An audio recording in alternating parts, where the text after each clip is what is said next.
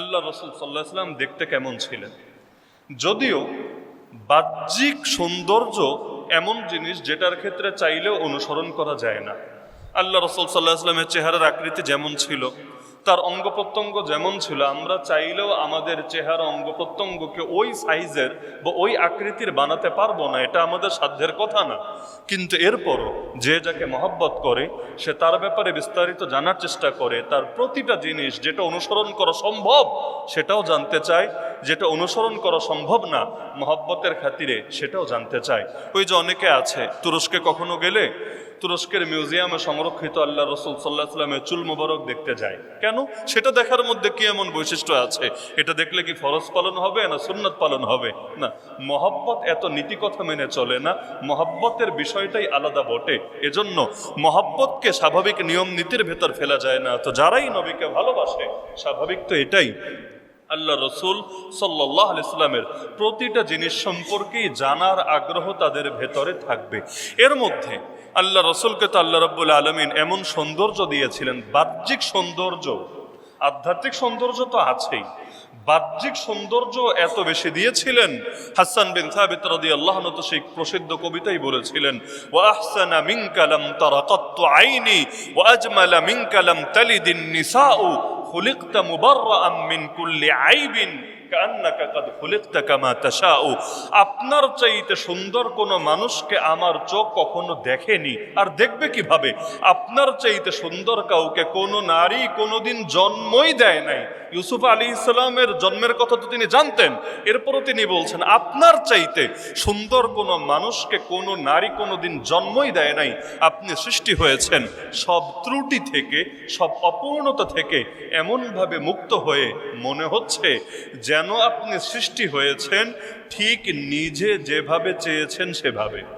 কেউ যদি নিজে নিজেরটা বেছে নেয় সবচাইতে ভালোটাই বেছে নেবে। তো আল্লাহ রাসূল সাল্লাল্লাহু আলাইহি ওয়াসাল্লামের বাহ্যিক সৌন্দর্য এতটা পারফেক্ট ছিল, তিনি বলছেন যেন মনে হচ্ছে আপনি সৃষ্টি হয়েছেন ঠিক সেভাবে যেভাবে চেয়েছেন আপনি নিজে। আল্লাহ রাসূল সাল্লাল্লাহু আলাইহি ওয়াসাল্লাম এই কবিতা শুনে রাগ করলেন না, প্রতিবাদও জানালেন না, অথচ নবীর সামনে কোনো অন্যায় হলে আল্লাহ রাসূল কখনোই চুপ থাকতেন না, এমনকি তার প্রশংসায় বাড়াবাড়িও তিনি সহ্য করতেন না। সহিহ হাদিসে আছে, নবী বলেন, লা তুতরুনি কামা আতরাতিন নাসারা ঈসা ইবনে মারইয়াম, উম্মত খবরদার আমার প্রশংসায় বাড়াবাড়ি করবা না। নেতাদের তো যত তেল মারে তত খুশি হয়, ওর ভেতর যা নাই এটা যদি বলেন আরো বেশি খুশি হয়। ওর চরিত্র খারাপ যদি বলেন চরিত্র খারাপ তাহলে আপনার খবর আছে, আর যদি বলেন ওর চরিত্র ফুলের মতো পবিত্র তাহলে আপনার কপালে আগামী দিনে ভালো কিছু অপেক্ষা করছে। কিন্তু আল্লাহ রসুল বলছেন খবরদার আমার প্রশংসায় বাড়াবাড়ি করবা না। কেন? কারণ খ্রিস্টানরা ধ্বংস হয়েছিল এ কারণে তারা নবী ঈসা আলাইহিস সালামের শানে প্রশংসা করতে গিয়ে বাড়াবাড়ি করেছিল, বাড়াবাড়ি করতে গিয়ে তাকে আল্লাহর পুত্র বানিয়ে ফেলেছিল। নাউযুবিল্লাহি মিন যালিক। তারা চিন্তা করেছে আল্লাহর গোলাম বললে গোলাম, আরে গোলাম তো স্বাভাবিক জিনিস, এটা নবীর শানে অমর্যাদা হয়, এজন্য নবীকে আল্লাহর পুত্র বলেছে। সুতরাং আল্লাহ রাসূল শিখিয়ে দিলেন, ফাইন্নামা আনা আবদুল্লাহি ওয়া রাসূলুহু ফাকুলু আবদুল্লাহি ওয়া রাসূলুহু, আমি আল্লাহর একটা গোলাম এবং তার রাসূল। আমার 1 নম্বর পরিচয় গোলাম, 2 নম্বর পরিচয় রাসূল। সুতরাং তোমরাও আমার প্রশংসা করতে গেলেও সবার আগে এটা বলে নিবা তিনি আল্লাহর গোলাম এবং তিনি আল্লাহর রাসূল। এই গোলাম পরিচয় ভুলবা না। আমাকে কখনো আল্লাহর বেটা বা নাউযুবিল্লাহ এই জাতীয় কিছু কথা বলা তো দূরের কথা, আমি যে গোলাম এই পরিচয়টাও তোমরা কখনো দিতে দ্বিধা করবা না। এমনকি আল্লাহ রাসূলের হাদিসে আছে, তিনি বলেন তোমরা বলবা না আমি ইউনুস নবীর চাইতে উত্তম। কেন? আমার নবী কি ইউনুস নবীর চাইতে উত্তম না? খালি কি ইউনুস নবী নাকি আদম আলাইহিস সালাম থেকে নিয়ে ঈসা আলাইহিস সালাম সবার চাইতে আমার নবী বেশি মর্যাদাপূর্ণ না? এটা তো কোরআন দ্বারাই প্রমাণিত, আল্লাহর বাণী দ্বারাই প্রমাণিত। এমনকি আল্লাহ তাআলা নিজেই জানান, তিলকার রাসূলু ফাদ্দালনা বা'দাহুম আলা বা'দ। 3 নম্বর পারা খুলেন, প্রথম আয়াতই এটা। রাসূলদের একজনকে আরেকজনের উপর আমি আল্লাহ শ্রেষ্ঠত্ব দিয়েছি। হ্যাঁ, ঈমান আনার ক্ষেত্রে ভাগাভাগি করা যায় না। অনেকে 2 আয়াতের মধ্যে প্যাচ লাগিয়ে ফেলে। সূরা বাকারার শেষ রুকুর আয়াত নিয়ে আসবে, এনে আপনাকে দেখাবে লা নুফাররিকু বাইনা আহাদিম মির রুসুলি। এই আয়াত দেখিয়ে বলবে এই দেখ আল্লাহ বলে দিলেন মুমিনদের কথা হলো আমরা রাসূলদের মধ্যে কোনো পার্থক্য করি না।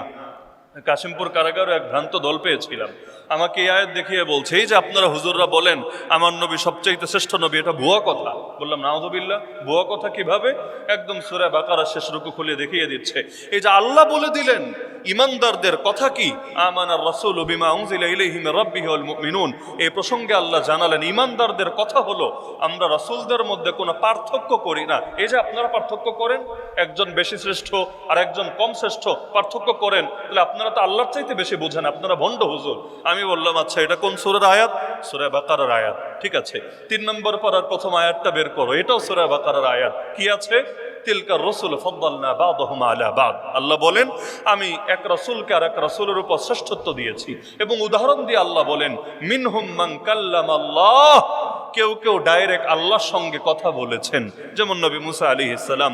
ওয়া রাফা বা'দাহুম দারাজাত, আল্লাহ তাদের অনেককে অনেক উঁচু মর্যাদায় আসীন করেছেন। তো এখন 2 আয়াত মিলাও।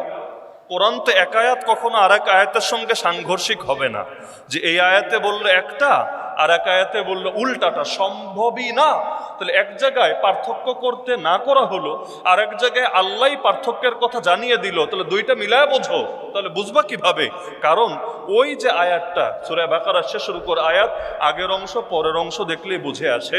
সেখানে আল্লাহ বুঝিয়েছেন ঈমান আনার ক্ষেত্রে আমরা ভাগাভাগি করি না, ইহুদিরা করে, খ্রিস্টানরা করে। যেমন ইহুদিরা নবী মুসাকে মানে, নবী ঈসাকে মানে না। খ্রিস্টানরা নবী মুসাকেও মানে, নবী ঈসাকেও মানে, মুহাম্মদুর রাসূলুল্লাহ সাল্লাল্লাহু আলাইহি সাল্লামকে মানে না। আর আমরা মুহাম্মদুর রাসূলুল্লাহ সাল্লাল্লাহু আলাইহি সাল্লামকেও মানি, মুসা আলাইহিস সালামকেও মানি, ঈসা আলাইহিস সালামকেও মানি, আদম আলাইহিস সালাম থেকে নিয়ে সব নবী সব রাসূলকে মানি।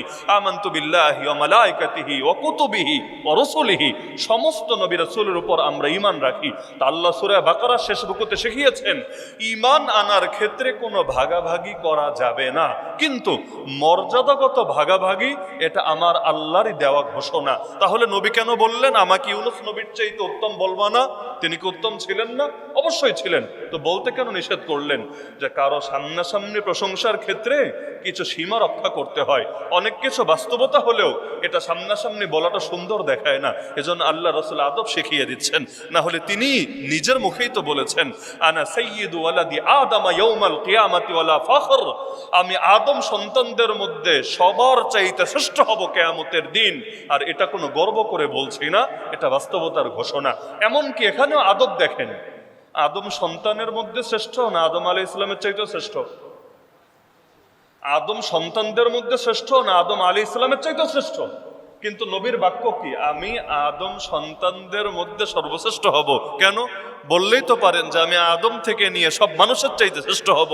আদব কাকে বলে দেখেন, আদম আলাইহিস সালাম তো পিতা, আদি পিতা না, সকলের পিতা না, বাপের সঙ্গে তুলনা চলে না। এমনকি বাপ যদি আপনার চাইতে মর্যাদার বিচারে নিচেও থাকে, হতেই পারে আপনি অনেক শিক্ষিত, আপনার বাপ এত শিক্ষিত না, আপনি অনেক পয়সাওয়ালা, আপনার বাপ এত পয়সাওয়ালা না, আপনি অনেক বড় নেতা আর আপনার বাপ কোনো চেয়ারম্যান মেম্বারও না, হতেই পারে। কিন্তু তারপরও যত যাই হোক বাপ কিন্তু বাপই বটে, বাপ কিন্তু বাপই বটে। আপনি বড় পীর হতে পারেন, একদম গাউস কুতুব হতে পারেন, আপনি শাইখুল হাদিস আল্লামা হতে পারেন, দেশসেরা বক্তা হতে পারেন, কিন্তু বাপের কাছে আপনি একজন সন্তানই বটে। এমনকি বাপ প্রয়োজনে, আপনি বয়স্ক অনেক সম্মানিত, তাতে কি প্রয়োজনে আপনার গায়ে হাতও তুলতে পারে। এজন্যই তো বাপের মর্যাদা এখানে। এ কারণে আল্লাহ রাসূল নিজের বাপের সাথে নিজের তুলনা দিতে গেলেন না। তিনি বললেন না আমি আদমের চাইতেও শ্রেষ্ঠ, অথচ বাস্তবে তিনি তা আদমের চাইতেও শ্রেষ্ঠ। এটা হলো আদবের দিক। তো বলছিলাম হাসান বিন সাবিত আল্লাহ নবীর শানে এই যে কথা বললেন, তিনি সবার চাইতে সুন্দর, এরকম সুন্দর কাউকে তার চোখ দেখে নাই, কোনো নারী কোনোদিন জন্মও দেয় নাই, এবং তার সৌন্দর্যের মধ্যে কোনো ত্রুটি নাই। চাঁদের গায়েও তো দাগ আছে, সব সৌন্দর্যের মধ্যেই কিছু না কিছু খুঁত থাকে, সামান্য হলেও খুঁত থাকে। কিন্তু আল্লাহ রাসূলের ব্যাপারে বলে দিচ্ছেন কোনো খুঁত নাই, কোনো ত্রুটি নাই, কোনো অসম্পূর্ণতা নাই, কোনো জায়গায় কোনো সমস্যা নাই। আল্লাহ রাসূল সাল্লাল্লাহু আলাইহি ওয়াসাল্লাম শুনে নারাজ হলেন না, অপছন্দ করলেন না, প্রতিবাদও জানালেন না, উল্টো অন্য সময় দোয়া দিলেন, যেটা বুখারীতেও আছে। কি দোয়া? আল্লাহুম্মা আইয়িদহু বিরূহিল কুদস, হে আল্লাহ আমার হাসানকে জিবরিল আমিনের দ্বারা শক্তিশালী করেন। তাহলে কি বুঝলেন? আল্লাহ নবী স্বীকৃতি দিয়েছেন না অস্বীকৃতি জানিয়েছেন? স্বীকৃতি দিয়েছেন। নবীর চুপ থাকাও স্বীকৃতি, আর দোয়া করো তো আরো বড় স্বীকৃতি। তাহলে এজন্য আমরা বলতেই পারি আল্লাহ রসুল সাল্লাল্লাহু আলাইহি সাল্লাম সমস্ত মানুষের ভেতর সবচাইতে বেশি সৌন্দর্যের অধিকারী ছিলেন, বাহ্যিক সৌন্দর্যও ছিল সবচাইতে বেশি। এজন্যই তো সেই উক্তি হয়তো অনেকেই শুনেছেন যে মিশরের নারীরা ইউসুফ আলাইহিস সালামকে দেখে হাত কেটে ফেলেছিল, আরে ওরা যদি আমার নবীকে দেখতো নিজের হাত না নিজের কলিজাই মনে হয় কেটে ফেলতো, নিজের অজান্তে নিজের উপরেই সে ছুরি চালিয়ে বসতো। আল্লাহ এই পরিমাণ সৌন্দর্য দিয়েছেন। এজন্য বিখ্যাত সাহাবী আব্দুল্লাহ বিন রাওয়াহা রাদিয়াল্লাহু আনহু আল্লাহ রাসূলের শানে কবিতা বলে তিনি বলেন, লাউলাম তাকুন ফীহি আয়াতুম মুবিনা লাকানা মানজারুহু ইউমবিউকা বিল খাবারি। যদি এমন হতো আল্লাহর রাসূলকে আল্লাহ সুস্পষ্ট কোনো মুজিজাই দেয় নাই, যদি এমনও হতো তবুও তাকে দেখতে পারাটা, তার চেহারা মোবারকটাই তোমাকে মূল বিষয়টা জানিয়ে দিত। অর্থাৎ তিনি যে সাধারণ কোনো মানুষ না, তিনি যে আর 10 জন 20 জন 1000 জনের মতো কোনো ব্যক্তি না, বরং তিনি যে বিশেষ কিছু, এটা শুধুমাত্র তার দৃশ্যটা, তাকে দেখাটাই তোমাকে এটা অবগত করে দিত। এজন্যই ইতিহাসের মধ্যে পাওয়া যায় আল্লাহ রাসূল সাল্লাল্লাহু আলাইহি সাল্লামকে দেখে পর্যন্ত অনেকেই নিজের সিদ্ধান্ত পরিবর্তন করেছেন। যেমন তিরমিজি পড়লে বিখ্যাত সাহাবী যিনি একসময় ইহুদিদের বড় পণ্ডিত ছিলেন, আব্দুল্লাহ বিন সালাম রাদিয়াল্লাহু আনহু, তার উক্তি পাবেন। তিনি বলেন, লাম্মা কাদিমান নবী সাল্লাল্লাহু আলাইহি ওয়াসাল্লাম আল মাদিনা, আল্লাহর রাসূল যখন হিজরত করে মদিনায় আসলেন, জিতুহু লিআনজুরা ইলাই, আমি নবীকে দেখার জন্য গেলাম, ঈমান আনার জন্য না, দেখার জন্য। আপনার এলাকায় বড় কোনো রাজনৈতিক নেতা আসলে আপনিও দেখতে যাবেন, যদিও আপনি তার দল না করেন, মানুষ এটা কৌতূহল বশত দেখতে যায়, সবাই সবকিছু করা লাগে না। এমনকি আজকে যদি শেখ হাসিনা চলে আসে, যারা শেখ হাসিনার দল করে না তারাও দেখতে যাবে না, দেখি এতকাল পর আগের মতো আছে না শুকিয়ে গেছে, রোগা হয়ে গিয়েছে নাকি স্বাভাবিকই আছে, এটা মানুষের একটা কৌতূহলের জায়গা। তো তিনি বলেন আল্লাহ রাসূল এসেছে শুনলাম, সবাই দেখতে যাচ্ছে, আমিও ভাবলাম এক নজর দেখে আসি লোকটা দেখতে কেমন, কি বলে না বলে। তিনি বলেন, ফালাম্মাস্তাবানতু ওয়াজহাহু, যখন তিনি আমার সামনে আসলেন আর তার চেহারাটা আমি স্পষ্টভাবে দেখলাম, আরাফতু আন্না ওয়াজহাহু লাইসা বিওয়াজহি কাযাব, চেহারা মোবারকটা দেখা মাত্রই আমি বুঝে ফেললাম এই চেহারা কোনো মিথ্যাবাদীর চেহারা হতেই পারে না। কোনো ওয়াজ শোনে নাই, কোনো বয়ান শোনে নাই, জাস্ট চেহারা মোবারক দেখেছে, চেহারা মোবারক দেখে বুঝে ফেলেছে এই চেহারা যার, তিনি কোনো মিথ্যাবাদী হতেই পারেন না। এমনকি আবু রিমসা তামিমি রাদিয়াল্লাহু আনহু বলেন, আতাইতুন নবিয়্য সাল্লাল্লাহু আলাইহি ওয়াসাল্লাম ওয়া মাই ইবনুন লি ফাআরাইতুহু ফালাম্মা রাআইতুহু কুলতু হাযা নবিয়্যুল্লাহ। তিনি বলেন, ওই নবী যখন আসলো আমিও গেলাম দেখতে আমার ছোট বাচ্চাটাকে নিয়ে, ছেলে সন্তানকে নিয়ে, যেই মাত্র তারে দেখলাম আমার বাচ্চারেও দেখালাম, ওই দেখা মাত্রই আমি নিজের অজান্তেই বলে উঠলাম, হাযা নবিয়্যুল্লাহ, ইনি আল্লাহর নবী, অবশ্যই আল্লাহর নবী। তাহলে কি ছিল চেহারার মধ্যে আপনি চিন্তা করেন। এমনকি আল্লাহ রাসূল সাল্লাল্লাহু আলাইহি ওয়াসাল্লামের পরশ যারা একবার পেয়েছে, একবার মুসাফাহা করেছে, অথবা একবার নবী যার ভেতরে হাত বুলিয়ে দিয়েছে, এটাও তার ভেতরে এমন এক স্পন্দন জাগিয়েছে, এমন এক মুগ্ধতার দোলা দিয়ে গিয়েছে, মৃত্যু পর্যন্ত ভুলতে পারে নাই।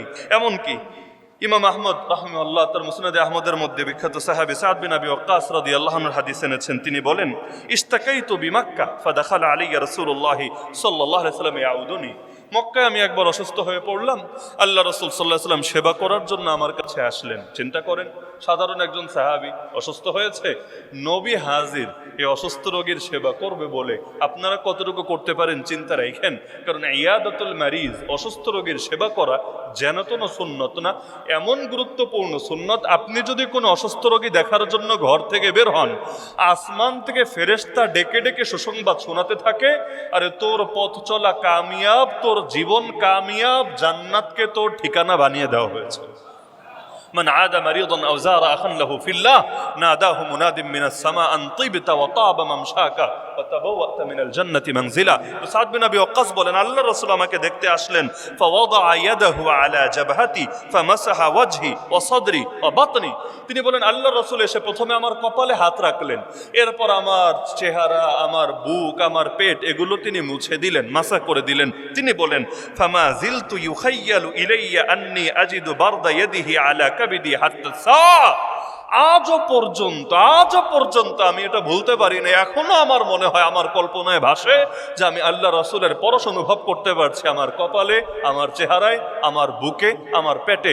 অথচ সেই কত আগে জাস্ট একবার হাত বুলিয়েছে, কিন্তু এখনো স্নিগ্ধতা, মুগ্ধতা, প্রশান্তি এখনো পর্যন্ত তার ভেতরে বিরাজ করছে।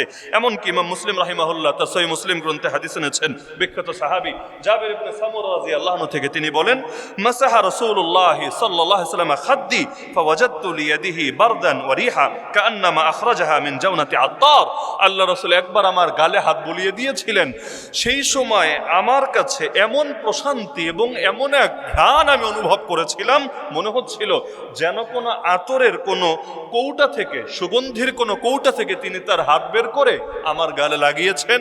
এমন প্রশান্তি আর এমন সুন্দর ঘ্রাণ আমি পেয়েছিলাম। এমনকি হাতও তো ছিল মাশাআল্লাহ, আল্লাহ এমন এক হাত দিয়েছেন।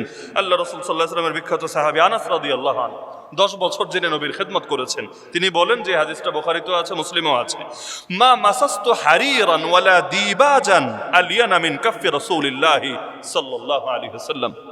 তিনি বলেন, জীবনে বহুত রেশমি কাপড় ধরেছি, বহুত নরম মোলায়েম কাপড় ধরেছি, কিন্তু আল্লাহর রাসূল সাল্লাল্লাহু আলাইহি ওয়াসাল্লামের হাতের চাইতে বেশি নরম কোন রেশম অথবা কোন নরম কাপড় আমি জীবনে স্পর্শ করি নাই। এত নরম ছিল তার হাত।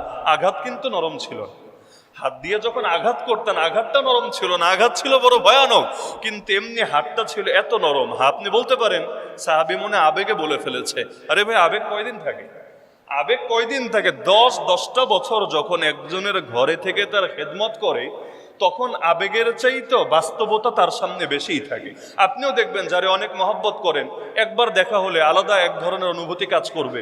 নিয়মিত তার সঙ্গে থাকেন, হয়তো ভালোবাসা অনেক বাড়বে, না হলে কমতে কমতে জিরোর কাছাকাছি আসবে।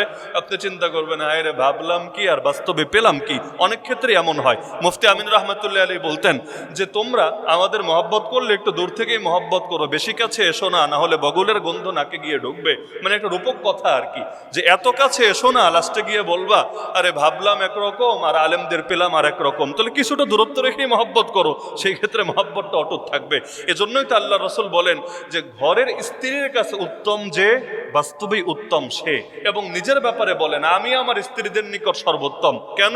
বাহিরে ভাই বহুত সাধু বাবা সেজে থাকা যায়। সমাজে এমন মানুষও আছে যারা হয়তো কোনো রিসেপশনে চাকরি করে, অথবা সেল সেন্টারে চাকরি করে, অথবা কোনো কল সেন্টারে চাকরি করে, মুখ থেকে অল টাইম মধু ঝরে, সার সার ছাড়া কোনো আলাপই নাই, সবসময় মুখে হাসি লেগে আছে।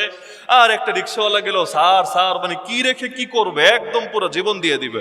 কিন্তু বাসায় গেলে মায়ের সাথে, বউয়ের সাথে, সন্তানের সাথে এমন ব্যবহার করে, মাঝে মাঝে সন্দেহ লাগে এটা মনে হয় মানুষ না কোনো অমানুষের জাত বলে। হয় না অনেক সময় এরকম? বাইরে একরূপ, ভেতরে আর একরূপ। বহুত নারী এমন আছে কর্পোরেট সেক্টরে চাকরি করে, অফিস আদালতে যেহেতু টাকা পায়, সে এখানে বেতন পায়, এজন্য মাশাআল্লাহ সার্ভিস দিতে, খেদমত করতে, অল টাইম মুখে হাসি রাখতে, সব কিছু করতে তার দ্বিধা নাই। তো ঘরে এসে যখন স্বামীর খেদমত করে, স্বামী ভরণ পোষণ দেয়, পয়সা তো আর আলাদা করে মাস শেষে বেতন দেয় না। এজন্য সেই সময় দেখা যায় মেজাজটা খিটখিটে হয়ে থাকে। সারাদিন অফিস করে আসার পর প্রয়োজন নাই, তারপরও ঝগড়া ঝাঁটি করতেই থাকে। এটা খুব স্বাভাবিক ব্যাপার বটে। এজন্য বহুত মানুষ এমন যাদের বাহিরে একরূপ, ভেতরে আরেক রূপ। আমি যদি এখানে আমার সামনে বাচ্চা কাচ্চা যারা আছেন বা কিশোর তরুণ যারা আছেন, তাদেরকেও যদি জিজ্ঞেস করি যে কারা কারা বাইরের মানুষকে সালাম দেন, অধিকাংশই হাত তুলবে। যে নিয়মিত না দিলেও আলহামদুলিল্লাহ, নিয়মিত হলেও আমরা সালাম দেই, মুরব্বীদেরকে দেই, হুজুরদেরকে দেই, অনেককেই আমরা সালাম দিই। কিন্তু যদি আমি জিজ্ঞেস করি নিজের মা বাবাকে সালাম দেন, এরকম কয়জন আছেন? দেখবেন অনেকে আর হাত তুলতে পারছে না। কেন? আপনার মা বাবা আপনার দোয়া পাওয়ার হকদার না? আপনার মা বাবা আপনার দোয়া পাওয়ার হকদার না? সালাম মানে তো শান্তির দোয়া, শান্তির দোয়ার সবচাইতে বড় হকদারি তো আপনার মা, আপনার বাবা। তো দুনিয়া সবাইরা সালাম দিয়ে উল্টায় ফেলেন, চেনেন না, জানেন না, তারেও দেখলে সালাম দিতে থাকেন, আর মাকে সালাম দেন না, বাপকে সালাম দেন না। কিসের সন্তান আপনি? নাকি সবার জন্যই শান্তি চান, শুধু নিজের ঘরের মানুষগুলোর জন্য শান্তি চান না? এজন্যই বাইরে শান্তি আর ঘরে কোনো শান্তি নেই। বহু লোক আছে রাত 12টা পার হয়তো ঘরে ফিরতে চায় না, ঘরে ভাল লাগে না। চায়ের দোকানে মজা, অফিস আদালতে মজা, আড্ডাখানায় মজা, বাজারে মজা, ঘরে তার মজা লাগে না। অথচ আল্লাহ রসুল তার কত সাহাবীকে উপদেশ দিতেন, ওয়ালিয়াসআকা বাইতুক, তোমার ঘর যেন তোমার জন্য প্রশস্ত হয়ে যায়। মানে ঘরে বেশি টাইম থাকবা, ফিতনা কম হবে, গুনাহ কম হবে। আর বাজার তো সবচেয়ে খারাপ জায়গা, আবগাদুল বিলাদি ইলাল্লাহি আসওয়াকুহা। আল্লাহ রসুল বলেন আল্লাহর কাছে সবচেয়ে ঘৃণিত জায়গা হলো বাজার। বাজারে থাকলে ইচ্ছে অনিচ্ছায় পাপ হতেই থাকবে, হতেই থাকবে। এরপরও বহু লোক আছে ঘরে ভাল লাগে না, বাইরে ভাল লাগে। বাইরে সালামের আমল করে, কিন্তু ঘরে আর কোনো সালাম কালাম নাই। ঘরের মধ্যে তো শান্তিও ঢোকে না। ঘরে ঢোকার সময় কয়জন বিসমিল্লাহ বলে ঢোকেন আমাকে বলেন? মসজিদে ঢোকার আগে মাশাআল্লাহ এক একজন পীর সাহেব শুধু বিসমিল্লাহ না, বিসমিল্লাহ ওয়াসসালাতু ওয়াসসালামু আলা রাসূলিল্লাহ আল্লাহুম্মা ইফতাহ লি আবওয়াব রাহমাতিক, পারলে আরো 10টা 20টা দোয়া পড়ে। ঘরে ঢোকার সময় বিসমিল্লাহ বলে কয়জন ঢোকেন? অথচ হাদিসে আছে বিসমিল্লাহ বলে যদি ঘরে না ঢোকে, সে একা ঢোকে না, সঙ্গে শয়তানও ঢুকে পড়ে ঘরে। শয়তান ঘরে ঢোকার পর কি করবে এটা তো বোঝেনি ভালো। শয়তান যদি ঘরে ঢোকে, ঘরের খুব কল্যাণ হবে না? ঘরের খুব ফায়দা হবে না? তো শয়তান ঘরে ঢোকার পর যে বেবরকতি, যে ঝগড়াঝাটি, যে পাপাচার সৃষ্টি করে, এগুলোর ফলে আমরা দৈনন্দিন জীবনে পেয়ে থাকি। এজন্য বাইরে এত দোয়া, অন্য জায়গায় এত দোয়া, নিজের ঘরে দোয়ার খবর নাই। এজন্য 2টা নিয়ত আজকে থেকে করে ফেলেন। যখনই ঘরে প্রবেশ করব, সালাম দিয়ে প্রবেশ করব, বরকত পাবেন ইনশাআল্লাহ। আর অবশ্যই বিসমিল্লাহ বলে ঢুকবেন। এই 2টা নিয়াত একদম বাচ্চা থেকে নিয়ে মুরব্বী সকলে করে ফেলেন। ঘরে যখনই ঢুকবো বিসমিল্লাহ বলে ঢুকবো ইনশাআল্লাহ। ঘরে যখনই ঢুকবো অবশ্যই সালাম দিয়ে ঢুকবো ইনশাআল্লাহ। আর আমার সালামের সবচাইতে বড় হকদার আমার ঘরের লোকেরা, বাইরের লোক পরে। শান্তি আমার ঘরে লাগবে সবার আগে। এজন্য স্বামী স্ত্রীকে সালাম দিবে, স্ত্রী স্বামীকে সালাম দিবে, বাপ সন্তানকে সালাম দিবে, সন্তানও বাপকে সালাম দিবে। তাহলে সালাম পাওয়ার অপেক্ষায় থাকবেন না, সালাম দেওয়ার অপেক্ষায় থাকবেন। নবী বলেন যে আগে সালাম দেয়, আমি গ্যারান্টি দিলাম সে অহংকার থেকে মুক্ত। আর অহংকার থেকে মুক্ত মানে জান্নাত কনফার্ম। কারণ ন্যূনতম অহংকার থাকলে আপনি জান্নাতে যেতে পারবেন না। তো নবী গ্যারান্টি দিচ্ছেন আল বাদিউ বিসসালাম বারিউম মিনাল কিবর, যারা আগে সালাম দেয় তারা অহংকার থেকে মুক্ত। পরে সালাম দেওয়া মানে অহংকার থেকে মুক্ত না, বরং এটা অহংকারের আলামত। বহু লোক এমন আছে অপেক্ষায় থাকে, আর একজন সালাম না দিলে রাগ করে। রাগ করে কেন? কারণ সে ভাবে এটা আমার প্রাপ্য। এই যে বরত্ব তোমার ভেতরে ঢুকেছে, এইটাই ভাই অহংকার। আর যদি তুমি ছোটকেও সালাম দিতে পারো, অধীনস্থকেও সালাম দিতে পারো, এটা হলো বিনয়। তাহলে বলছিলাম যে আনাস রাদিয়াল্লাহু আনহু 10 বছর খেদমত করেছেন, শুধু আবেগ না, বাস্তবতার জায়গা থেকে তিনি বলছেন আল্লাহ রসুলের হাতের চাইতে বেশি নরম, বেশি মোলায়েম, বেশি কোমল কোনো স্পর্শ আমি পাই নাই। ওয়ালা শামামতু মিসকান ওয়ালা আম্বারান আতিয়াবা মিন রিহি রাসূলিল্লাহি সাল্লাল্লাহু আলাইহি ওয়াসাল্লাম। আর আল্লাহ রসুলের গা থেকে যে ঘ্রাণ আসতো, ন্যাচারাল ঘ্রাণ, এটা এত বেশি ঘ্রাণ ছিল, এর চাইতে সুঘ্রাণযুক্ত কোনো মেশকে আম্বর অথবা অন্য কোনো আতর আমি কখনোই অনুভব করি নাই। সুবহানাল্লাহ, এমন এক ঘ্রাণ ছিল। এজন্য তো অনেক নারী এমনও হতো, যেমন আনাস রাদিয়াল্লাহু আনহু মা আল্লাহ রসুলের আত্মীয় বটে, আল্লাহ রসুলের ঘাম পর্যন্ত আতরের শিশির মধ্যে ভরে রাখতেন। কেন? কারণ সেটা ছিল এত দামি খুশবু এবং এত সুঘ্রাণযুক্ত খুশবু, পৃথিবীর কোনো বাজারে এত দামি খুশবু কখনোই পাওয়া যেত না এবং যাওয়ার কথা কল্পনাও করা যেত না। তাহলে এই সমস্ত গুণের দিক থেকে এমনকি নবীকে যারা দেখতো, যারা চিনত না, জানতো না, প্রথমবার দেখত, তারাও সকলে বুঝতো যে সে এমন এক সৌন্দর্যের সামনে দাঁড়িয়ে আছে যেটা আসলে ভাষায় প্রকাশ করা সম্ভব না। যদিও একটা ব্যাপার হলো, যারা হাদিসের কিতাব পড়েছেন, বিশেষ করে শামাইলের কিতাব, এটা জানেন আল্লাহ রসুলের দৈহিক সৌন্দর্যের বিবরণ খুব কম সাহাবী দিয়েছেন। আপনি আপনার মাকে অনেক দেখেছেন, বাবাকে অনেক দেখেছেন, কিন্তু আপনি নিজের বাবার মায়ের সৌন্দর্য কয়বার কয়জনের সামনে নিজের ভাষায় উদ্ধৃত করতে পেরেছেন? আর আল্লাহ রসুল তো ছিল এমন এক সুন্দর, মাশাআল্লাহ, বিশেষ করে তার কাছের সাহাবী যারা, তার নিকটস্থ সাহাবী যারা, তার দিকে তাকিয়েও বেশিক্ষণ থাকতে পারতেন। চেহারার মধ্যে এমন এক নূর ছিল, এমন এক গাম্ভীর্য ছিল, তাকেও বেশিক্ষণ থাকতে পারতেন না, অটোমেটিক দৃষ্টি নিচের দিকে নেমে আসতো। এজন্য খুব কম সাহাবী আল্লাহ রাসূল সাল্লাল্লাহু আলাইহি ওয়াসাল্লামের সৌন্দর্য নিজেদের ভাষায় ফুটিয়ে তোলার সাহস করেছিল। সাহস না হলে, সবচাইতে বেশি হাদিস বর্ণিত হয়েছে কার থেকে? আবু হুরায়রা রাদিয়াল্লাহু আনহু থেকে। তিনি নবীর সোহবত পেয়েছেন কয় বছর? মাত্র 3 বছর। অপরদিকে আবু বকর রাদিয়াল্লাহু আনহু নবীর সোহবত তো বলতে গেলে সবচাইতে বেশি পেয়েছেন, একদম সেই নবী নবী হিসাবে প্রকাশিত হওয়ার আগ থেকেই সোহবত শুরু, একদম গুহার মধ্যে বলেন আর মক্কায় বলেন আর মদিনায় বলেন, একান্তে এত সোহবত পেয়েছেন, অথচ তার থেকে মাত্র 2 ডজনের কিছু বেশি হাদিস বর্ণিত আছে। এত কম কেন? আবু হুরায়রা রাদিয়াল্লাহু আনহু যদি 3 বছরে প্রায় 5,500 বলতে পারে, ওনার তো তাহলে 23 বছরে অন্তত 50,000 হওয়ার কথা, তাহলে এই 24, 25, 26টা হাদিস কেন? এর বড় একটা কারণ হলো নবীর সাহাবীরা নবীর ব্যাপারে হাদিস বলতেও ভয় পেতেন। না জানি বলতে গিয়ে কোনো শব্দ কম হয়ে যায়, না জানি বেশি হয়ে যায়, না জানি এর জন্য কিয়ামতের দিন আমাকে ধরা খেতে হয়, আল্লাহর নবী নারাজ হয়ে যায়, এই ভয়ের কারণে। এমনকি আব্দুল্লাহ বিন মাসউদ রাদিয়াল্লাহু আনহু হাদিস বলতে গেলে ঘেমে যেতেন, শীতের দিনে ঘেমে যেতেন, চেহারা লাল হয়ে যেত, আর চিন্তা করতেন, হায় রে, নবীর নামে বলছি, যদি কথা একটু এদিক সেদিক হয় আমার জন্য তো জাহান্নাম অপেক্ষা করবে। কারণ নবীর নামে হাদিস চালানো মানে ইসলামের মধ্যে নতুন কিছু ঢোকার রাস্তা খোলা।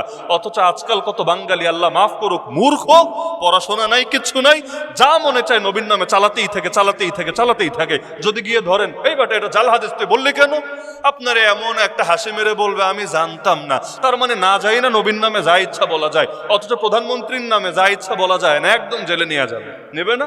একজন বড় নেতার নামে যা ইচ্ছা বলা যায় না, আপনার বাসায় মব হামলা চালিয়ে দিবে, আপনারে ধরে পিটানি শুরু করে দিবে।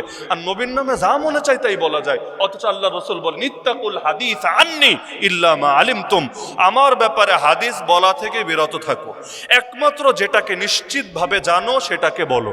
নিশ্চিতভাবে যেটা জানো, তার মানে জানতাম না এ কথা বলা জাল হাদিসের পক্ষে কিয়ামতের দিন ওজর হবে না। আপনি নবীর নামে হাদিস হিসাবে সেটাই বলবেন যেটা নিশ্চিতভাবে আপনি নবীর হাদিস হিসাবে জানেন। আপনি জানেন এটা বুখারীতে আছে, না হলে মুসলিমে আছে, না হলে অমুক কিতাবে আছে, সনদ সহি, আলেমরা সহি হিসাবে মেনেছেন, জাস্ট এটা বলেন। আকবাইরা বলতে যায়েন না, হ্যাঁ ভালো কথা বলেন, সমস্যা নাই, তো নবীর নামে চালাতে যায়েন না, না হলে কিয়ামতের দিন এটাও আপনার জাহান্নামে যাওয়ার জন্য যথেষ্ট হতে পারে। আল্লাহ রাসূল বলেন, যে ব্যক্তি আমার নামে বলে আমি যা বলি নাই, সে যেন জাহান্নামকে নিজের ঠিকানা বানিয়ে নেয়। অথচ আজকাল আম পাবলিকও বয়ান দিতে দাঁড়ালে, কোনো দিনে মেহনত করে বয়ান দিতে দাঁড়িয়েছে, দেখবেন ধুমায়া বলছে আল্লাহ রাসূল বলেছেন, আল্লাহ রাসূল বলেছেন, আল্লাহ রাসূল বলেছেন, ধুমায়া বলে যাচ্ছে। এমনকি শিক্ষাঙ্গন থেকে পর্যন্ত ভুল বার্তা যাচ্ছে। বিভিন্ন স্কুলের দেয়ালে দেখবেন কত জাল হাদিস লিখে রেখেছে, থাকে না? দোলনা থেকে কবর পর্যন্ত জ্ঞান অর্জন করো, শহীদের রক্তের চাইতো বিদ্যানের কলমের কালি বেশি পবিত্র, জ্ঞান শেখার জন্য চীন দেশে, জাপান দেশে, ইন্ডিয়া দেশে চলে যাও। তারপর আরো থাকে কত দেশপ্রেম, ইমান, রঙ্গ, এই সবগুলোর নিচে লিখে দেয় আল হাদিস। আল হাদিস কি জিনিস? কিতাবের নাম লেখবে এটা? আল হাদিস কি জিনিস? বইয়ের নাম লেখ, যদি এটা কোনো বইয়ে থাকে বইয়ের নাম লেখ, হাদিস নাম্বার দে। বুখারী না মুসলিম, আবু দাউদ না তিরমিজি, নাসাই না ইবনে মাজাহ, মুওয়াত্তা মালিক না মুওয়াত্তা মুহাম্মদ, মুসনাদে আহমদ না মুসান্নাফ ইবনে আবি শাইবা না মুসনাদে আবু দাউদ তায়ালিসি, কি নাম দে?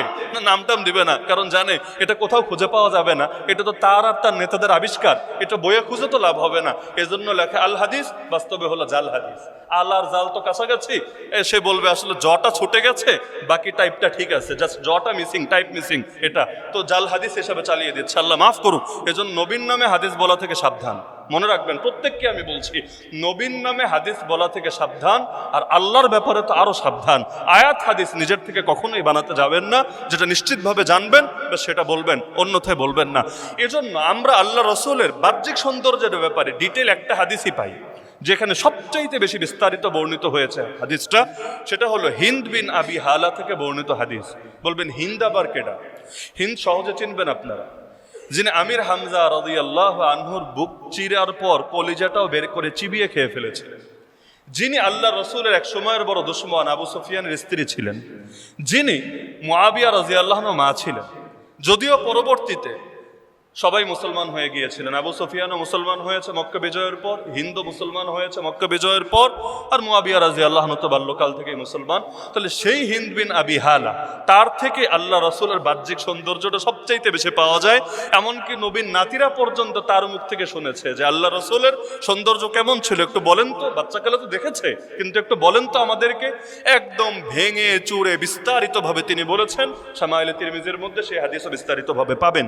তবে নবীকে যারা দেখেছেন অধিকাংশের বক্তব্যে একটা জিনিস কমন পাবেন। আমরা জাস্ট কয়েকটা উদাহরণ দেই। যেমন জাবের ইবনে সামুরা রাদিয়াল্লাহু আনহু থেকে বর্ণিত হাদিস, যেটা দারিমি এবং বাইহাকিতে বর্ণিত আছে, তিনি বলেন, রাআইতুন নাবিয়্য সাল্লাল্লাহু আলাইহি ওয়াসাল্লাম ফি লাইলাতিন উযহিয়ান ফাজআলতু আনজুরু ইলাইহি ওয়া ইলাল কমার ফালাহু কানা আহসানা ফি আইনি মিনাল কমার। তিনি বলেন একবার চাঁদনি রাতে, পূর্ণিমার রাতে আল্লাহ রসুলকে আমি দেখলাম তিনি ঘরের বাহিরে বসা। সেই সময় আমি একবার শুধু তার দিকে তাকাচ্ছিলাম, আবার চাঁদের দিকে তাকাচ্ছিলাম, আবার তার দিকে তাকাচ্ছিলাম, আবার চাঁদের দিকে তাকাচ্ছিলাম। প্রথমে কনফিউজড হয়ে গিয়েছিলাম, আকাশের চাঁদ বেশি সুন্দর না আমার নবী বেশি সুন্দর। তিনি বলেন বারবার তাকাতাকির পর আমি বুঝে ফেললাম আকাশের চাঁদ আমার নবীর সৌন্দর্যের সামনে নিষ্প্রভ ম্লান, আমার নবী আকাশের চাঁদের চাইতেও বেশি সুন্দর। এমনকি তিরমিজি এবং বাইহাকিতে সাহাবী আবু হুরায়রা রাদিয়াল্লাহু আনহু থেকে হাদিস আছে, তিনি বলেন মা রাআইতু শাইআন আহসানা মিন রাসূলিল্লাহি সাল্লাল্লাহু আলাইহি ওয়াসাল্লাম কাআন্না আশ-শামসা তাজরি ফি ওয়াজহিহি ওয়া মা রাআইতু আহাদান আসরা ফি মাশিহি মিনহু কাআন্না আল-আরদু তুতওয়া লাহু ইন্না লানাজহাদ ওয়া ইন্নাহু গায়রু মুক্তারিথ। তিনি বলেন আল্লাহর রাসূল সাল্লাল্লাহু আলাইহি ওয়াসাল্লামের চাইতে বেশি সুন্দর কোনো জিনিসও আমি দেখি নাই। কোনো ব্যক্তি না, খালি জিনিস। অনেক জিনিস তো অনেক সুন্দর থাকে, আল্লাহর রসুলের চাইতে বেশি সুন্দর কোনো বস্তু কোনো জিনিসও আমি দেখি নাই। তাকে দেখলেই মনে হতো যেন সূর্য তার চেহারার মধ্যে খেলে যাচ্ছে। মানে সৌন্দর্য বোঝানোর জন্য উদাহরণ দিচ্ছেন, যেন তার চেহারার মধ্যে সূর্য খেলে যাচ্ছে। এবং তিনি বলেন আল্লাহ রসুলের চাইতে বেশি দ্রুত গতিতে হাঁটতেও আমি কাউকে দেখি নাই। বলবেন কেন? আস্তে আস্তে হাঁটলেই তো চলতো না রে ভাই। আস্তে আস্তে হাঁটার মধ্যেও ভাব আছে। এজন্য দেখবেন কোনো মানুষ নেতা হওয়ার আগে, মনে করেন আগে রাজপথে আন্দোলন করতো, রাস্তা কাঁপাতো, ওই সময়ের হাঁটাটা আপনি একবার ভিডিওটা প্লে করেন, আর যখন দালালি করে হোক, তোষামদি করে হোক, যে কোনোভাবে নেতাগিরি পেয়ে গিয়েছে, জাস্ট এখনের হাঁটাটা আপনি কম্পেয়ার করেন, দেখবেন হাত দুইটা ঝুলানোর মধ্যে, চেহারার ভাবের মধ্যে, জামার স্টাইলের মধ্যে, হাঁটার মধ্যে আপনি একটা ভিন্নতা অনুভব করতে পারবেন। এটা ব্যাকরণ দিয়ে আমি বোঝাতে পারবো না, কিন্তু দেখার মতো চোখ থাকলে প্রত্যেকে এটা দেখতে পারবেন। নেতা হওয়ার আগের হাঁটা, নেতা হওয়ার পরের হাঁটায় পার্থক্য থাকে কি না? তাহলে অধিকাংশ সময় মানুষ বেশি ধীরে ধীরে হাঁটে ভাবের কারণে। তার অন্যান্য কর্মচারীরা, নিরাপত্তা প্রহরীরা সামনে থাকবে, পিছে থাকবে, সে ধীরে ধীরে ভাব নিয়ে যাবে। আল্লাহ রাসূল কখনোই এমন করতেন না। এমনকি হাঁটার ক্ষেত্রে তিনি সামনে থেকে কর্মীদেরকে পেছনে রাখে এমনটাও করতেন না, বরঞ্চ তিনি সবার সাথে মিশে যেতেন যাতে আলাদা করে তাকে কেউ চিনতে না পারে। যদিও চেনা যেত তার সৌন্দর্যের কারণে, কিন্তু নিজে চেষ্টা করতেন। এমনকি হাঁটার সময় এতটা দ্রুত গতিতে হাঁটতেন, আবু হুরায়রা রাদিয়াল্লাহু আনহু বলছেন যে আল্লাহ রসুলের হাঁটার অবস্থা ছিল এমন, আমরা ক্লান্ত হয়ে যেতাম আর তার কোনো ভ্রুক্ষেপই হতো না, তার কোনো কষ্ট অনুভব হতো না। তিনি হেঁটেই যাচ্ছেন, অথচ আমরা তার সঙ্গে হেঁটে কুলাতেই পারতাম না। তার হাঁটা দেখলে মনে হতো যেন জমিনকে তার জন্য সংকুচিত করে দেওয়া হচ্ছে, পৃথিবীটা যেন ছোট হয়ে আসছে তার জন্য, আর তিনি দ্রুত গতিতে হেঁটেই যাচ্ছেন। এমনকি সেই হিন্দ বিন আবি হালার হাদিসে এটাও পাবেন, তার হাঁটা ছিল এমন কান্নামা ইয়ানহাত্তু মিন সাবাব, যেন তিনি কোনো টিলা থেকে নামছেন। টিলা বুঝেন? ছোট পাহাড় আর কি। এই টিলা থেকে নামছেন। তো টিলা থেকে নামার সময় মানুষের বুক তো উপরের দিকে থাকে না নিচের দিকে থাকে? মানে সিঁড়ি দিয়ে উপরে উঠলে না এভাবে বুক ফুলে ওঠা যায়, নামার সময় তো একটু নিচের দিকে ঝুঁকেই নামতে হয়। তাহলে টিলা থেকে নামা মানে কি আল্লাহ রসুল হাঁটার সময় বুক ফুলে হাঁটতেন নাকি একটু সামনের দিকে ঝুঁকে হাঁটতেন? তাহলে আপনি চিন্তা করেন আপনার হাঁটা কেমন। বলবেন হাঁটা নিয়েও হুজুর সব জায়গায় ধর্ম টানার দরকার আছে, আমাদেরকে শান্তিতে একটু হাঁটতেও দিবেন না? হাঁটার মধ্যেও ধর্ম টেনে আনবেন? খুলেন কোরআন 19 নম্বর পারা সূরা ফুরকানের শেষের দিকের আয়াত, আল্লাহ বলেন ওয়া ইবাদুর রহমান আল্লাযীনা ইয়ামশুনা আলাল আরদি হাওনা। আল্লাহ রহমানের খাঁটি বান্দা চেনাচ্ছেন। রহমানের খাঁটি বান্দা কারা জানো? আল্লাহ অনেক পরিচয় দিয়েছেন, কিন্তু সবার আগে এক নম্বরে যে গুণটা আল্লাহ তুলে ধরেছেন সেটা হলো তারা পৃথিবীতে হাঁটে, মাটির উপরে হাঁটে বিনয়ের সাথে। তার মানে যাদের হাঁটায় বিনয় নাই তারা আল্লাহর খাঁটি বান্দা না, যাদের হাঁটায় বিনয় তারা আল্লাহর খাঁটি বান্দা। বলবেন হাঁটা নিয়ে ইসলাম কেন সিরিয়াস? না, হাঁটা নিয়ে সিরিয়াস না, যারা হাঁটায়ও বিনয় আছে ও আসলেই বিনয়ী। কারণ ভেতরে থাকবে অহংকার আর হাঁটায় থাকবে বিনয়, এটা সম্ভব না। যার বাহ্যিকতার মধ্যেও এটা চলে এসেছে তার ভেতরটা ইতিমধ্যে এমনি ঠিক হয়ে গিয়েছে। এজন্য দেখেন না, ইসলাম স্বাভাবিকভাবে কাপড় টাকনোর নিচে পড়তে বলেন, উপরে পড়তে বলে? স্বাভাবিকভাবে নিচে পড়তে বলেন, উপরে পড়তে বলে কেন? হ্যাঁ, নিচে যদি কখনো ওজরের কারণে নামে, যেমন আবু বকর রাদিয়াল্লাহু আনহু এসে বিচার দিলেন, ইয়া রাসূলুল্লাহ আমি লুঙ্গি পরি। লুঙ্গি মানে ওই যে আগে তো সেলাই করা লুঙ্গি ছিল না, ওই হজে গেলে যেভাবে নিচে একটা পেঁচায় পরে এভাবে। তো অনেক সময় এমন হয় যে হঠাৎ তাকায় দেখি বা কেউ বলে এটা টাকনুর নিচে চলে গিয়েছে, আমি খেয়াল করি না, কাজ করতে করতে কোন ফাঁকে যেন চলে যায়। আর আগের যুগে তো বেশি যাওয়ার সুযোগ ছিল, কারণ যেহেতু ওই বেল্টও ছিল না। আমরাই তো হজে গিয়ে যদি বেল্ট ছাড়া কেউ তাওয়াফ শুরু করেন, মাঝখানে কখন যে আপনি বিবস্ত্র হয়ে যাবেন হয়তো টেরই পাবেন না।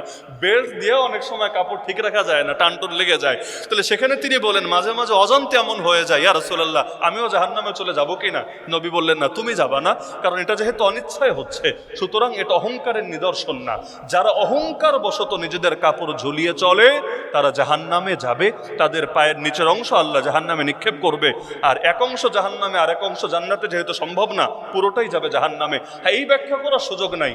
অহংকার থাকলে মনে হয় হারাম, অহংকার না থাকলে মনে হয় হালাল, এই ব্যাখ্যা করে অনেক পাবলিক। এজন্য মসজিদে মুয়াজ্জিন সাহেবরা আলাদা মাইকে বলা লাগে, কাতার সোজা করি, মোবাইল ফোন বন্ধ রাখি, কাপড় টাকনুর নিচে উঠাই, অনেক জায়গায় বলে। এবং দেখবেন একামত শুরু হয়েছে আর বাঙালির প্যান্ট উঠানো শুরু হয়েছে। আমারে বলেন এই প্যান্ট নিচে পরা নিষেধ, এটা খালি নামাজে না সবসময়? তাহলে নামাজের সাথে একামতের সাথে কি সম্পর্ক? আজান দিলেও হয় না, একামত শুরু আর ব্যাস প্যান্ট ওঠানো শুরু। তো প্যান্টটা বানানোর সময় নিচ পর্যন্ত বানানো দরকার কি ছিল? উপর পর্যন্ত বানিয়েছো, কখনো অসতর্কতায় নেমেছে, এটা তো আমি হাদিস শোনালাম, এটা মাপ। কিন্তু বানানোর সময় নিচ পর্যন্ত বানানোর কি দরকার ছিল? তার মানে তোমার এই কাজটাই অহংকারের নিদর্শন, আলাদা অহংকারের নিয়ত করা লাগবে না, কাজটাই অহংকারের নিদর্শন। যেমন কেউ মূর্তির সামনে সেজদা দিল, আপনি বললেন নাউজুবিল্লাহ তুই কুফরি কাজ করলি, বললো না না আমি তো কাফের হওয়ার নিয়তে করিনি, আমি কাফের হওয়ার নিয়তে করি নাই। ওর ব্যাখ্যা শুনে আপনি ওর জামানার হাসান বসরি বলবেন, তাই না? জামানার হাসান বসরি বলবেন না ওর কাজটারে কুফরি এবং ইমান ভঙ্গের কারণেই বলবেন? কেন? বৃক্ষ তোমার নাম কি, ফলে পরিচয়। এজন্য আমি সবাইকে বলবো আল্লাহর ওয়াস্তে কাপড়টা টাকানোর নিচে কখনোই পরিধান করবেন না। কখনো অসতর্কতা বশত বা ভুলবশত নামলে ভিন্ন, কিন্তু ইচ্ছাকৃতভাবে কখনোই টাকানোর নিচে ইচ্ছাকৃতভাবে কাপড় পরিধান করবেন না। অহংকার নিয়ত লাগবে না, এই কাজটাই অহংকার। আল্লাহ আমাদেরকে হেফাজত করুক। তা আল্লাহ রাসূল সাল্লাল্লাহু আলাইহি ওয়াসাল্লাম হাঁটাই ছিল এমন যে আবু হুরায়রা বলছেন তার চাইতে বেশি দ্রুত গতিতে আমি কাউকে হাঁটতে দেখি নাই। এমনকি বিখ্যাত সাহাবী বারা বিন আযিব রাদিয়াল্লাহু আনহু হাদিস আছে যেটা বুখারী মুসলিমে বর্ণিত, তিনি বলেন কানা রাসূলুল্লাহ সাল্লাল্লাহু আলাইহি ওয়াসাল্লাম বাঈদা মা বাইনাল মানকিবাইন ইয়াবলুগু শা'রুহু শাহমাতা উযুনাই মা রাআইতু শাইআন আহসানা মিনহু। আল্লাহ রাসূলের কাঁধ ছিল চওড়া, চওড়া কাঁধ বিশিষ্ট, মানে দুই বাহুর মাঝখানের দূরত্বটা তুলনামূলক বেশি ছিল, অর্থাৎ সিনা বড় ছিল। কারণ সিনা ছোট হলে সুন্দর লাগবে না, সিনা বড় হলে টান টান হলে সুন্দর লাগবে। তা আল্লাহ রাসূলের দুই বাহুর মধ্যে দূরত্বটা বেশি ছিল, এবং তার চুল মোবারক যখন বাবরি রাখতেন কানের লতি পর্যন্ত পৌঁছে যেত। তিনি বলেন আমি আল্লাহ রাসূলের চাইতে বেশি সুন্দর কোনো কিছুই আমি দেখি নাই। আমরা ছোটবেলায় শুনতাম চুল তিন রকম রাখা সুন্নত, এক হলো বাবরি, আর এক হলো সব এক সাইজ, আর এক হলো টাক্কু করা। ছোটবেলায় শুনতাম, দলিল ছাড়া শুনতাম, অনেক কিছুই ছোটবেলায় শুনে শুনে বিশ্বাস করতাম। মাথা টাক করা এটা কোনো সুন্নত না, মনে রাখবেন। হ্যাঁ, হজে গেলে, উমরায় গেলে, সেখানে তওয়াফ থেকে পবিত্র হওয়ার জন্য টাক করা সেটা খালি সুন্নত না ওয়াজিব, সেটা খালি সুন্নত না ওয়াজিব, কিন্তু সেটা হজের সঙ্গে সম্পৃক্ত। আল্লাহ রাসূল সাল্লাল্লাহু আলাইহি ওয়াসাল্লাম স্বাভাবিকভাবে বাবরি রাখতেন। তার বাবরি তিন রকম হতো, কখনো কানের লতি বরাবর, কখনো কাঁধ বরাবর, কখনো কানের লতি আর কাঁধের মাঝামাঝি, আর দুই একবার এমন হয়েছে যে কাঁধ অতিক্রম করেছে, খুব বেশি না, কারণ নারীদের সঙ্গে সাদৃশ্যতা আবার ইসলামে হারাম। তো স্বাভাবিকভাবে আল্লাহ রাসূলের চুল থাকতো বাবরি। আর হজের সময় হজ তো জীবনে মাত্র একবারই করেছেন, যেটাকে বিদায় হজ বলি, নামে বিদায় হজ, কিন্তু হজই একটা আল্লাহ রাসূল সাল্লাল্লাহু আলাইহি ওয়াসাল্লামের 23 বছরের নবুয়তি জিন্দেগিতে, আর উমরা করেছেন 4টা। তো সেই সময় তো আল্লাহ রাসূল সাল্লাল্লাহু আলাইহি ওয়াসাল্লাম তিনি অবশ্যই মাথা হলক করেছেন, এবং এটাই ইসলামের সর্বোত্তম। আল্লাহ রাসূল দোয়া করেছেন 3 বার যে হে আল্লাহ যারা হলক করবে, টাক করবে, এদেরকে মাফ করে দেন। 3 বার দোয়া করেছেন টাককারীর জন্য, একবার দোয়া করেছেন যারা চুল ছোট করে তাদের জন্য। তার মানে হজে গিয়ে উমরায় গিয়ে চুল কাটলেও হয়ে যায়, নির্দিষ্ট পরিমাণ চুল কাটলেও হয়ে যায়, কিন্তু চুল কাটলে সবটা নবীর দোয়াটা কম পাওয়া যায়, আর টাক করে ফেললে নিজের সৌন্দর্যকে আল্লাহর জন্য কোরবানি করে দিলে সেটা বেশি পাওয়া যায়। কিন্তু এটা তো হজের সাথে স্বাভাবিক অবস্থায় দৈনন্দিন জীবনে চুল কাটা এটাকে সুন্নত বলে চালানোর কোনো সুযোগ নাই। এমনকি যারা এটা করে এদের সবার দলিল একটা, সেটা হলো শেরে খোদা আলী রাদিয়াল্লাহু আনহু করেছেন, তাই এটা সুন্নত, এই হলো যুক্তি। কিন্তু আলী রাদিয়াল্লাহু আনহু মাথা টাক করতেন, কথা সত্য, কিন্তু এর কারণটা নিজেও তিনি বলেছেন, এবং এমন শব্দে বলেছেন ওই শব্দ শুনলেই বুঝবেন যে এটাকে সুন্নত হিসাবে করেছেন না অন্য কারণে করেছেন। তার শব্দ হলো, পুরো হাদিসটা পড়ে শোনাচ্ছি, লাস্ট বাক্য হলো এজন্যই আমি আমার মাথার সঙ্গে দুশ্মনী করলাম, ওয়ালিহাযা আদাইতু রাসি, এজন্যই আমি আমার মাথার সঙ্গে দুশ্মনী করলাম। সুন্নত বোঝানোর জন্য এই জাতীয় অভদ্রতা সূচক শব্দকে কখনো ব্যবহার করবে? সেখানে তো মহব্বতের সাথে, একদম আদবের সাথে কোনো শব্দ বলবে। তাহলে তিনি কেন টাক করতেন? আলী রাদিয়াল্লাহু আনহু ব্যাখ্যা দিয়েছেন, তিনি একটু শারীরিকভাবে, আল্লাহ তো সবাই একরকম শারীরিক চাহিদাও দেয় না, শারীরিক শক্তিও দেয় না। আলী রাদিয়াল্লাহু আনহু শারীরিক চাহিদা ছিল অনেক বেশি, প্রচুর মেলামেশা করতেন স্ত্রীর সাথে। তো মেলামেশার কারণে ফরজ গোসলটাও করা লাগতো বেশি। আর আরবে তো আর আমাদের মধ্যে এত অ্যাভেলেবল পানি ছিল না, পানির সংকট ছিল, গোসলের পানি, খাওয়ার পানি, সবকিছুর সংকট পড়তো। তো তিনি এখন স্বাভাবিকভাবে চিন্তা করতেন যে যেই হারে আমার ফরজ গোসল করা লাগে, কখনো একদিনে একাধিকবারও করা লাগে, এখন বাবরি চুল থাকলে বা চুল বড় থাকলে মাথার ভেতর পর্যন্ত পানি পৌঁছানো এটা আরেকটা চ্যালেঞ্জিং ব্যাপার বটে। তো তিনি বলে না, মাঝে মাঝে আমার এত গোসল করা লাগতো, এখন পানি নিয়ে একটা চিন্তায় থাকা লাগতো যে শেষ পর্যন্ত গোসল হবে তো, নাকি কোনো এক জায়গা বাকি থাকলেও তো আমার গোসল হবে না, গোসল না হলে নামাজও হবে না, নামাজ না হলে কিয়ামতের দিন ধরা খাওয়া ছাড়া উপায় থাকবে না। তিনি বলেন ওই যে এত ফরজ গোসল করা লাগে, এই ঝামেলার জন্য আমি আমার মাথার চুল টাক করেছি। তাহলে এবার আমারে বলেন, এটা কি সুন্নত হিসাবে করেছেন নাকি ওনার সহজতার জন্য করেছেন? তা আপনার যদি এমন হয় যে মাথায় কোনো রোগ হয়েছে অথবা কোনো কারণে আপনার মাথার চুল ঝামেলা হচ্ছে, সেই ক্ষেত্রে আপনি কেটে রাখেন না, না করেছে কে, কিন্তু সুন্নত ভাবার সুযোগ নেই। আল্লাহ রসুল যেটা করেছেন সেটাই সুন্নত। এজন্য বাবরি তো বাংলাদেশে এখন রাখেই না। আবার যারা রাখে বেশিরভাগ ফ্যাশনের নিয়তে রাখে, ফ্যাশন করে রাখে, এমনকি নবীর মতো করেও রাখে না।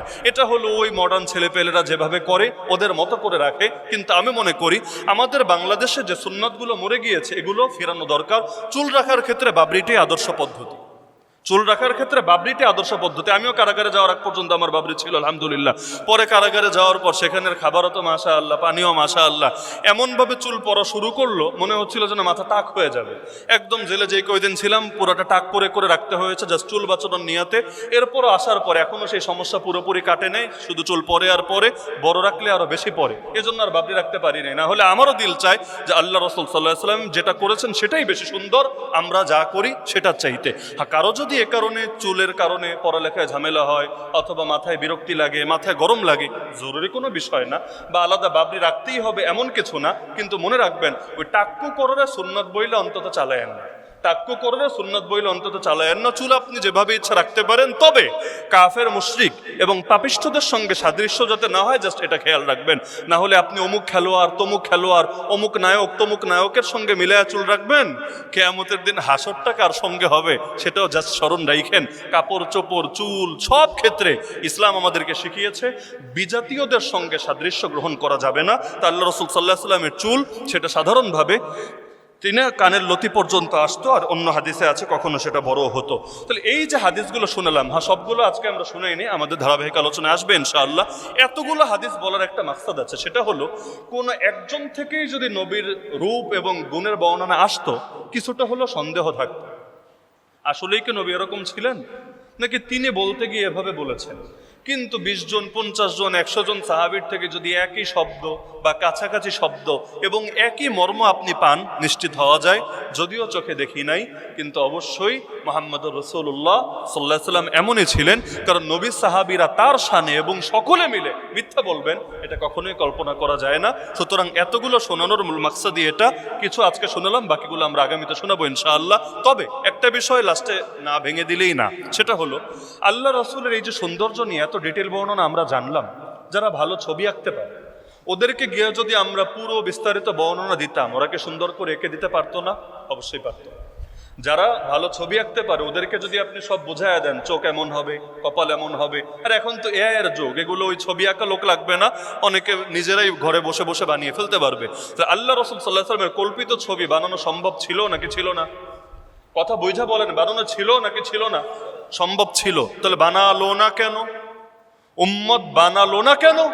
এখান থেকেই বড় একটা শিক্ষা বের হয়ে যায়। 2 দিন পর পর কিছু বুদ্ধিজীবী বা কিছু জ্ঞান পাপী বাংলাদেশে বিতর্ক উঠায় যে মূর্তি হারাম, ভাস্কর্য হারাম না, মূর্তির পূজা হয় শিরিকের দ্বারা, এর দ্বারা শিরিক জিন্দা থাকে, এজন্য মূর্তি পূজা নিষিদ্ধ, তাই মূর্তিও নিষিদ্ধ, কিন্তু ভাস্কর্যে কোনো সমস্যা নাই। যদি জিজ্ঞেস করেন মূর্তি কি আর ভাস্কর্য কি, বলবে যেইটার পূজা দেয় ওইটা হলো মূর্তি, যেইটার পূজা দেয় না কিন্তু রাস্তার কোনায় দাঁড় করায় রাখলে অমুক দলের রাজনীতি চাঙ্গা হয়, অমুকের আব্বার ছবি, তমুকের দুলাভাইয়ের ছবি, তমুকের শালার ছবি, এগুলো বড় বড় করে দেশের মধ্যে বানায় রাখলে, তাও নিজের বাপের পয়সা দিয়ে না, জনগণের করের টাকা দিয়া। রাস্তা ভাঙলে ভাঙুক, ঢাকায় মশা বাড়লে বাড়ুক, বৃষ্টিতে পানি জমলে জমুক, অন্তত তমুকের বাপেরা, তমুকের দোলাবাইরে, তমুকের শালার মূর্তি দেশে টানায় রাখলেই বাস কাজ হয়ে যাবে। যদি এগুলোর কেউ পূজা করে না, এজন্য মাসালাগত কোনো সমস্যা নাই। কথা কি এটা সত্য না পুরাই ভণ্ডামি? কেন? কারণ যদি এভাবে ছবি বানানো যেত, উম্মত আর কারো ছবি না বানালো, যত গরিব হোক, অন্তত মুহাম্মদুর রাসূলুল্লাহ সাল্লাল্লাহু আলাইহি ওয়াসাল্লামের একটা ছবি বানিয়ে নিজের ঘরে টানিয়ে রাখতো এবং মহব্বতের সঙ্গে সকাল দুপুর বিকাল সেটা দেখতো আর দিল থেকে দোয়া করতো এবং বাচ্চাদেরকেও এটার প্রতি আগ্রহী হওয়ার জন্য তারা সবক দিত। যেখানে নবীর শানে, সাহাবীদের শানে উম্মত এই কাজ করে নাই, সেখানে কোন রাজনৈতিক নেতা, সাধারণ কোনো ব্যক্তির শানে এটা করার কোনো প্রশ্নই আসে না। এজন্য আজকে বাসায় গিয়ে প্রয়োজন ইতিহাস পড়েন। নবী যখন মক্কা বিজয় করেছিলেন, কাবায়ও যখন ৩৬০টা মূর্তি ছিল, এই ৩৬০টা সবগুলো কিন্তু মূর্তি ছিল না, কিছু ভাস্কর্যও ছিল। যেমন সেখানে কবুতরের প্রতিকৃতি ছিল, যার পূজা কেউ করতো না, কেউ না, কিন্তু আল্লাহ নবী সেটাও মিটিয়ে দিয়েছিলেন। তাহলে ইসলামকে শুধু মূর্তির বিরুদ্ধে না ভাস্কর্যের বিরুদ্ধে? এজন্য রাজনৈতিকভাবে যারাই ক্ষমতায় আসুক না কেন, বাংলাদেশে ভাস্কর্য সংস্কৃতি বন্ধ হওয়া দরকার। বলবেন কেন? থাকলে সমস্যা কি? থাকলে সমস্যা হলো, কোনো ঘরেও যদি ছবি থাকে, আপনার বাপ আর মায়ের ছবিও যদি ঘরে টানায় রাখেন, আপনার পীরের ছবিও যদি ঘরে টানায় রাখেন, রহমতের ফেরেশতা সেই ঘরে ঢোকে না। আচ্ছা, এক ঘরে ছবি থাকলে ওই ঘরে যদি রহমতের ফেরেশতা না ঢোকে, তাহলে পুরো দেশে অলিতে গলিতে, রাস্তা ঘাটে, চিপায় চাপায়, মহাসড়কে যদি ছবি দিয়ে ভরে যায়, তাহলে এই দেশে রহমতের ফেরেশতা ঢুকবে কিভাবে আমাকে বলেন? আর দেশে যদি রহমতের ফেরেশতা না ঢুকে, তাহলে কোন ফেরেশতা ঢুকবে? গজবের ফেরেশতা ঢুকবে। তো গজবের ফেরেশতা ঢুকলে এই দেশ ভালো থাকবে কিভাবে? জনগণ ভালো থাকবে কিভাবে? আমরা ভালো থাকবো কিভাবে? তাহলে যদি আল্লাহকে বিশ্বাস করি, আল্লাহ রহমতে বিশ্বাস করি, তাহলে সমস্ত ভাস্কর্য, প্রতিকৃতি এবং টানানো ছবি, প্রিন্ট ছবি, এগুলোর বিরুদ্ধে আমাদেরকে যুদ্ধ ঘোষণা দিতে হবে। আর যদি ছবি টানাতেই হয়, তাহলে তোমাদেরটা পরে, অন্তত নবীরটা টানানোর ব্যবস্থা করো আগে। বলবে না না, এই দুঃসাহস আমরা করব না। তো নবীর শানে না করলে অন্য কারো শানে করার প্রশ্ন আসে না। যেটা নবীর বেলায় মানি নাই, অথচ তিনি সবার উপরে, সেটা অন্য কারো বেলায় মানার কোনো প্রশ্নই আসে না। সুতরাং কোনো ব্যাখ্যা দিয়ে ভাস্কর্য বা ছবিকে অন্তত মুসলিম দেশের সংস্কৃতি হিসাবে গ্রহণ করা উচিত না। আল্লাহ আমাদের সবাইকে বোঝার তৌফিক দান করুন এবং রাসূলুল্লাহ শান নিয়ে যে আলোচনাগুলো হলো, আল্লাহ জীবনে ধারণ করার তৌফিক দান করুন। আমিন।